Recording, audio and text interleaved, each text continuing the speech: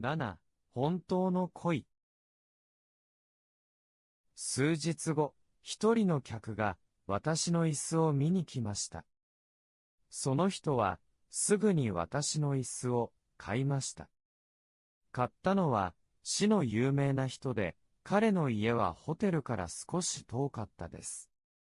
その家に行くとき、車が右に行ったり、左に行ったりしたので、私は椅子の中でとても気持ちが悪くなってしまいました。でも、買った人が外国人ではなく、日本人だと思うと、とても幸せな気持ちでした。私が入った椅子を買った日本人は、大きくて豪華な家に住んでいました。私の椅子は、その立派な家の書斎に置かれました。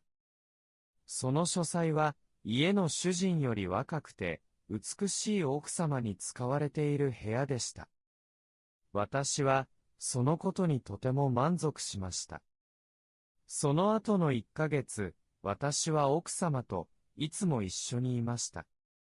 食べる時間と寝る時間だけ、奥様は別の部屋へ行きましたが、奥様の小さい体はいつも私の膝の上に座っていました。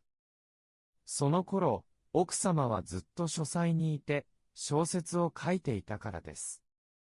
私がどのくらい彼女に夢中だったか、どのくらい彼女を愛していたか、言わなくてもわかるでしょう。彼女は私が初めて会った日本人の女性で、とても美しい体を持っていました。私は初めて本当の恋を覚えました。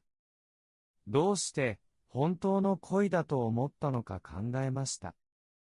それは私は彼女にだけこれまで一回も感じなかった気持ちを感じていたからです。声を聞いたり体に触れたりするだけでは満足できず、私のことを奥様に言いたいと思ったのです。できれば椅子の中にいる私に気がついてもらいたかったのです。そして、それができないと分かっていても、私は彼女に愛してもらいたかったのです。でも、それを彼女にどう伝えればいいでしょうか。もし、椅子の中に人がいることを伝えたら、彼女はとても驚いて、部屋から逃げて、主人やメイドにそのことを話すでしょう。そうすると、私が彼女と一緒にいることは、できなくなるでしょう。私は考えました。私は彼女が私の椅子にいい気持ちで座れるようにしようと思いました。そうすると彼女はこの椅子に恋をするかもしれません。彼女は作家なので他の人よりいろいろなことを感じることができると思います。もし彼女がこの椅子を物ではなく一つの生きるものだと感じ、私を愛してもらえたら、それだけで、私はとても満足なのです。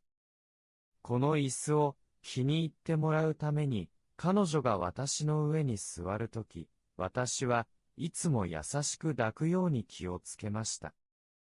そして、彼女が疲れていそうなときは、いつも私は優しく膝を動かして、彼女がいい気持ちになれるようにしました。